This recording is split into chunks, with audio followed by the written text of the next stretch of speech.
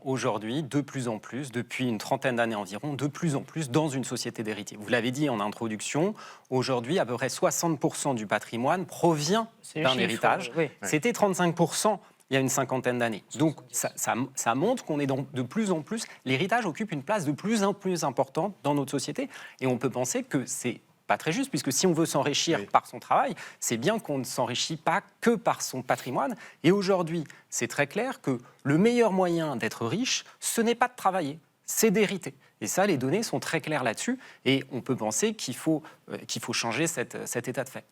Marie Gariazzo, on peut parler d'héritocratie même, vous diriez-vous ?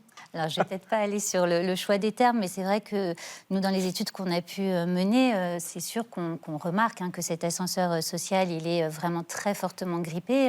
Par le diplôme, on n'arrive plus forcément à accéder aussi haut qu'avant. On est de plus en plus nombreux, donc il y a une compétition scolaire qui limite en fait la progression.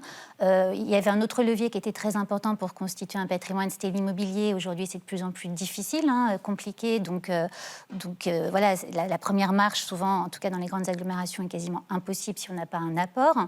Et puis, il y a la troisième voie qui est peut-être l'entrepreneuriat, mais on peut se dire aussi, alors c'est vrai, il y a des brèches, on peut en effet se constituer un patrimoine par l'entrepreneuriat, mais combien d'élus par rapport à ceux qui tentent l'aventure.